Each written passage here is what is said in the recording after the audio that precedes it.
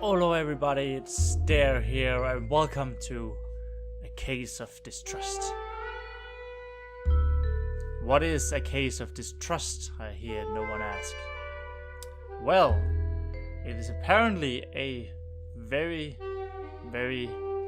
good noir experience, storytelling experience, which is also the reason why I'm talking like this. Because in my mind, a noir experience, people talk like this. And also, it's in black and white. So, because of that, there we go. Let's get started. I'm not sure what to expect, or even if I'm going to keep up this act through the whole video. I awoke in my desk chair. I probably will. Oh. Across from me were his piercing amber eyes. They surprised me at first, but I should have known he'd be there. I stretched and said mid-yawn, "Oh, we're a woman. Oh, not very nice to sneak into a sleeping woman's apartment." But his stare just continued. Yes, apparently this woman has a male voice in her head and a woman's voice when she talks. I laughed at his glare. Cursed the window. I laughed at his glare. I'd seen San Francisco's shrewd thugs, hardened cops, and deadly politicians, but none could ever match that gaze. I knew I didn't have what he wanted. Oh, that's a knife. Reaching into my coat, I took out my knife and flicked it open.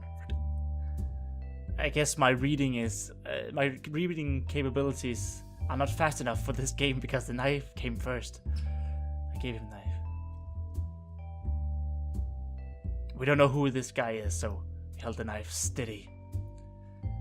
I held the knife steady while staring back at him. "Look," I said, nodding towards the desk. "That's all there is. Take it or leave it."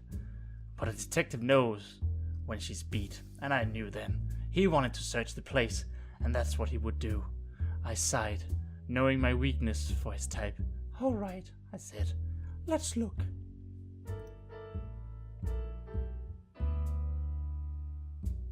He let out a gleeful meow.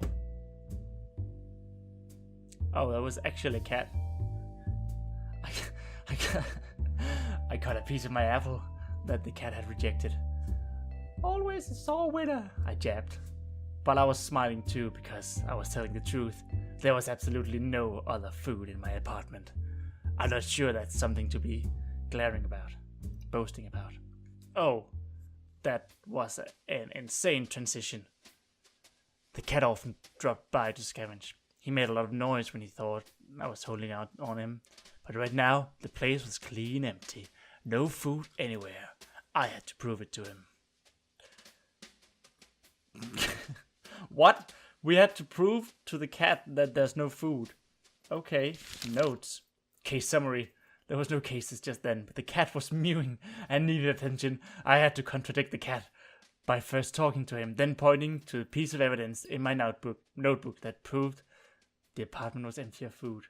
Goals. Show the cat there's no food. Evidence. We don't have any evidence yet. Okay, back. Evidence.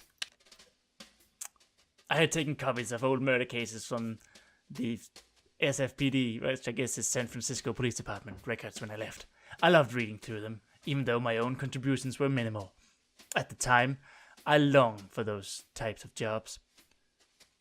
At that time, the truth was, any work was hard to find for a female detective. Yeah, I can imagine being a female detective in what I imagine based on the noir style and music is somewhere in the 1920s. It's a desk lamp. The lamp that belongs to my Uncle Lewis. He was an SFPD officer. No one argued. No, this is going to be a long video if I keep bolting up every other sentence. One who argued policewomen could be good detectives, even while the others jeered at me. I knew he'd been right, but my current workload didn't help that claim. I tried not to think about Louis. I was lousy at handling the emotions behind those thoughts. Oh, we are damaged. There's cigarettes. Packaged cigarettes with the latest trend, but I still preferred to roll my own. The ashtray was evidence that it was a practice skill.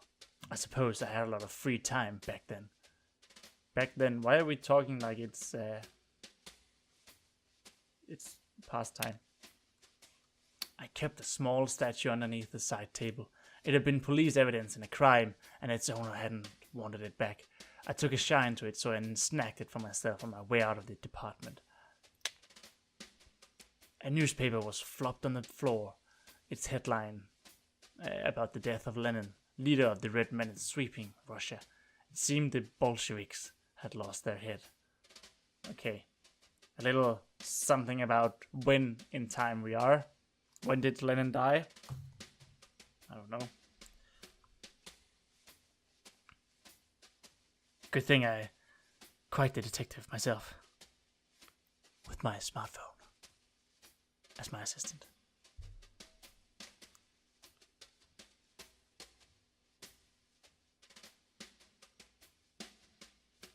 He died in January 1924. So, that settles it then. We're in the mid-20s.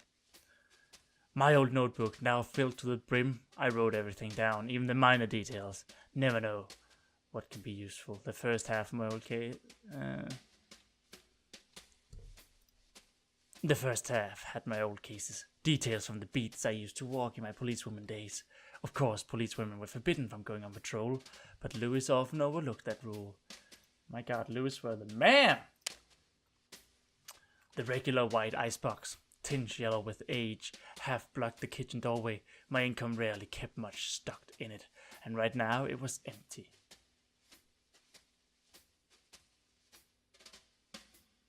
Is an icebox a refrigerator? Aha! I think it is. Okay, so that's how we use the notebook. What was this? Oh, this was the notebook. Oh yeah, right. We go out. The door to the outside world. If I left now, though, the cat would start wailing. So loud, I'd get complaints from the neighbors. No, he needed convincing before I could leave.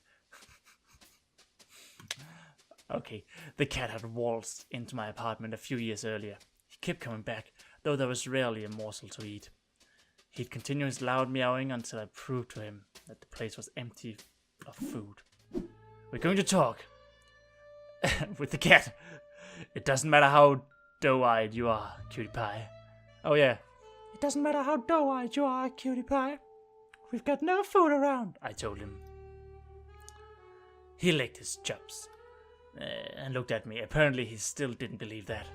I needed to contradict him somehow. To show him something in the apartment that would prove it was empty of food. Contradict him. I will... The regular white icebox. Yeah, exactly. We'll use it to contradict. I opened the icebox to the cat, so the cat could see inside. Empty, I told him. The cat looked quizzically at the open door, then back at me. Sorry, fella, there's no grub in there for me either. He stared at me with the eyes as disappointment, as I felt. Those big yellows always got to my soul. Thoughts of my family filled my head. But never mind. My parents were still in Chicago, where they'd move our family in my final year of schooling. I returned to California, but they maintained that there were better jobs prospect for my father in Chicago. His alcoholism, this is bad. His life is really a true noir life. His alcoholism had cost him his job and nearly his life. He'd attempted to clean start many times, but even the Volstead Act could not to pry open the grip that gin had on him. God. My mother stuck by him, whether for her godliness or her stubbornness, I never knew. I always thought her berating only chased into the speakeasies. Speakeasies? But it was the only way she'd known to love him. Most of their money came from my late grandmother's trust, but those funds were barely a tickle. I often dreamed of saving enough to help them. My mind spiraled into the usual series of questions. Had I even impacted the women's movement? Had I made any change on society at all? Was my plodding career worth losing traditional happiness? What was the point in the life I had chosen?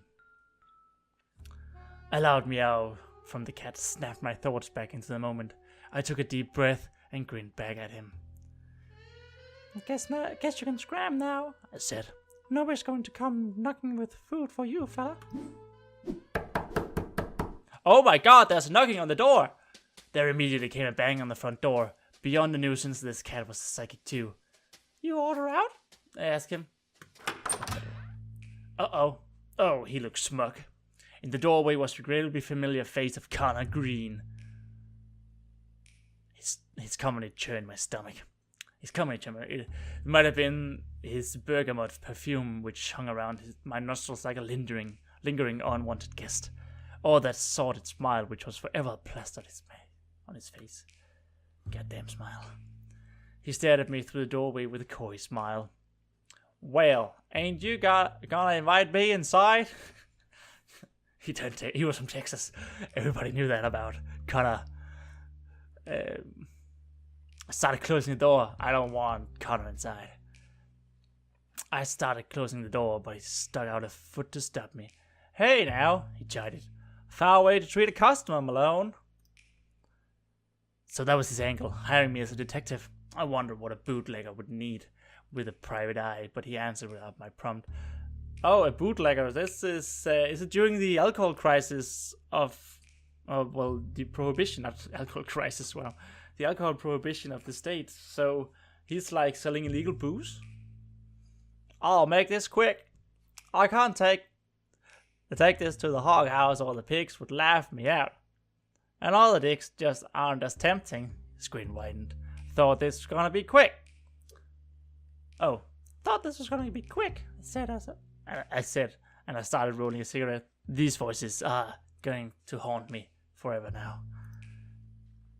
It wasn't quick, and I'd already rolled and lighted a second smoke when Green finally finished his story. I noted the important bits in my book. It started with a letter. I love the graphics.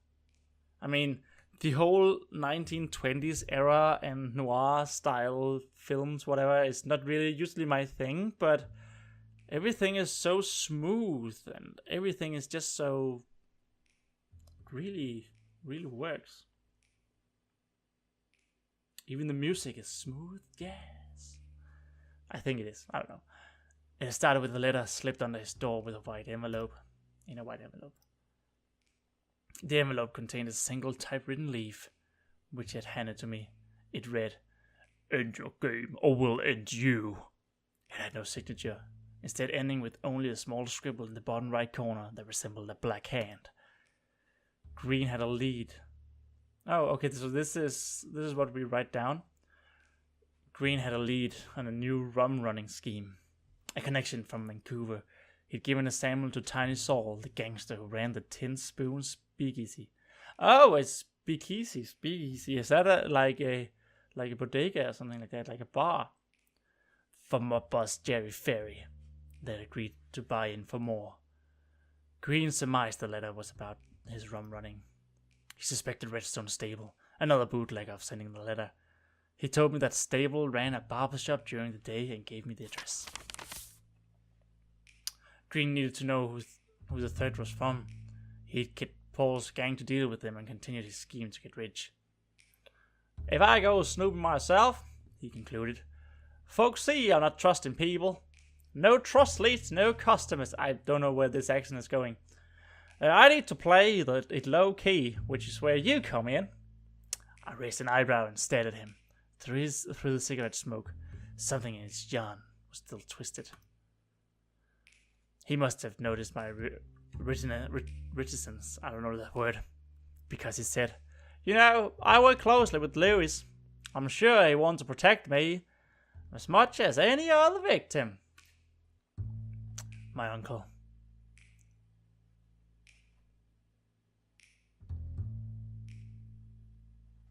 Lewis had put me on a force. My uncle. Lewis had put me on the force to begin with, made me the first policewoman for the SFPD. He was the only one who would let me walk the beats with him, or do more crime scenes and comfort a widow. He'd been obsessed with helping victims and bringing justice to those beyond salvation. After he'd taken his own life, I quit the SFPD. Oh no. There was a little more I could do there. I started my own practice, taking his ethos to heart. Was Green worth my time? Would he be worth Lewis's? I don't know. Probably, but he doesn't really sound innocent himself, does he, Green?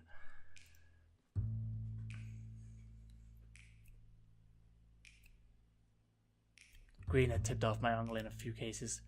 I wondered if there was enough to warrant my protection. Before I could think past my headache, he threw a bill in my lap. Keep the C notes as a retainer. And don't worry about getting in touch. I'll find you later for a chat. He turned down the hallway and I let him go. He was willing to give me $100 with no commitment. I wouldn't stop him. We need that money. Now we can get food for the cat. I turned back to the apartment, still confused about the whole story. My headache wasn't helping either. Whenever I lacked clarity, a trip to Southern Coffee was usually the cure. So we go outside, I guess. I'd mounted a gold plate on the outside that read PC Malone, private investigator. The way the scenes transition is, wow. It looks pretty awesome. It looks so nice. There was only one place I needed to go to clear my head. Yeah, you just said it. Southern Coffee was a basement dive. It wasn't modern, hip, or ever busy. It was my favorite place to down some paint, especially in the company of the best bartender in the city. Go there. Vroom! I guess we're taking a cab. I hailed the driver, gave him the address, and stepped through the back door. I debated talking to the driver. No, we're not the type who talks a lot. So I peered out the window until we arrived. Oh, maybe we should have talked to him. Maybe he had some info on the bootlegger business. Maybe that was pretty stupid. Southern Coffee was an ultimate diner. Ethel Burgess, the lone waitress, was friendly to help with any inquiry. Of course, if you winked at her right, she'd show you the way to the downstairs toilet. Where Frankie played bathroom attendant. Okay. Southern Coffee had the distinct feeling of home. The familiar smell of mold in that old basement was enough to put a grin on my face. Frankie had a bond with that old shake at the end of the bar. I was surprised he hadn't named it. He was sling a mean drink, though he'd only use a good liquor if he liked you. Frankie liked me. Nice. Frankie kept a collection of pre-prohibition bottles on a shelf behind the counter. Their shapes and colors were far more alluring than the opaque jugs of modern swill. This label showed a rearing horse in front of a forest. I had no idea how the horse related to California's most genuine bourbon whiskey, though I suppose I did stare at the picture long enough to whet my appetite for the bottle's content. I grabbed the wine bottle on the bar and had examined its label. It featured a picture of grapes and the words sacramental use only. Frankie looked at me with a spark in his eye. Go ahead, he said. Give it a swig. I could use a drink in the morning. I grabbed the half-empty glass that had been next to the bottle and swirled some of its content between my gums. A bit spicy, ain't it? Oh, a bit spicy, ain't it? Frankie asked. It's good. It's good. I nodded and gulped the rest down. It cost it too, he said with a smile. And he grabbed the bottle from me, turning it through his hands. Rabbis charge more than a nickel for this beauty. Only this type of Napa wine is made from the Zinfandel grape. It has a unique aroma. I've been trying to learn more about wine. Seemed everyone knew that stuff but me. I noted what Frankie had said about the origin of the grape as he set the bottle back on the bar. Since when do you know grapes? I chatted. Frankie let out a bellied laugh. Some of those grapes are older than you, Malone, and I've known about them since I was a small tot. That's why I'm so good at my job. Frankie sighed. Too bad more folks can't taste them. That woman's league is the devil. The Women's Christian Temperance Union are now under feminist Frances Willard, a positive force for the suffrage of women. But her staunch support of prohibition, along with the union's massive political clout, irked the very wet San Franciscan public. And she particularly wasn't popular with bartenders. Okay. Take a seat, he said. I'll make you something else. He was a big fella, both wide and tall. He must have been a little over 50. He had a round-haired, kind brown eyes and a cropped ring of grey hair encircling an otherwise bald scalp. His voice had a warm timbre that complemented the tobacco and whiskey smells of his speakeasy. I don't know how to pronounce that word, speakeasy. I sat at the bar. You got the spooks, PC? Oh, you got the spooks, PC? He asked. You're worn as a catcher's mitt. I suppose my exhaustion showed. I want $100 for nothing, and I can't let it go. I told Frankie about the case, the threatening letter sent to Connor Green, how he assumed it was related to his bootlegging, and his suspicion of Redstone Stable. The story took longer than I wanted. Frankie showing genuine interest by asking many questions. When I finished, he threw the whiskey sour he'd been stirring. I took a large gulp and gave a sigh as a thanks. I bet it's this guy. I bet it's Frankie. He's the bootlegger. Well, Green's case is better than most of what you're given, he said with some enthusiasm. At least there's a lot more of that adultery bunk. Sure, I replied. But I started with a goal in mind. What's the point in helping a man like Green? Frankie clicked his tongue on his teeth. Lawyer or priest? Why does it matter? Let me ask you. Are the clients you have now the types you want to help? I refused to admit it. I refused to admit they weren't.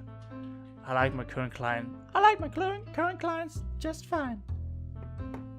You're always riled up. You always rile up when backed into a corner, Malone. But you don't have to fool me as long as you're alright fooling yourself. I sighed and stared down at my drink. But my daze was interrupted by the basement door opening, then slamming shut. A small, blustering woman began marching towards me. She was wearing a light blue clutch hat and with a grey ribbon tilted back on her head, a scarf similar blue draped around her neck. But I was startled by what she wore under it, a grey trench coat that looked too large for her frame. It was exactly like the one that had belonged to Lewis. What? She hurled insult at me. I mean, a while, all I could do was sit and take it until she ran out of gas and started breathing heavily. I set my drink on the bar and looked at her in the eyes. I inserted a hello. Hello, I'm Phyllis Malone. How can I help you? Accompanied by a smile as genuine as I could muster. That knocked her off balance. She stumbled over her next few words, and I added, And you are? The flame returned to her eyes. Between clenched teeth, she hissed, I'm the wife of that bum who sneaks into your bed!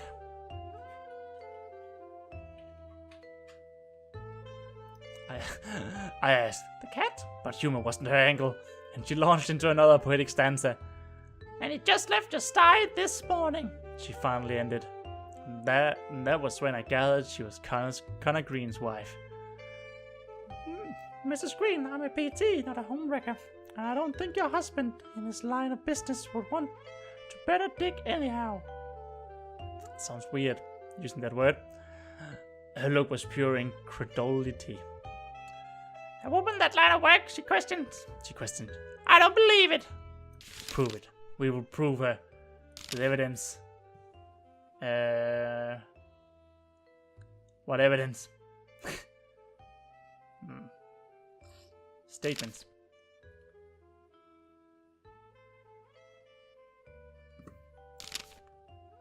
We will prove it with the statue? The paper stack. Yes.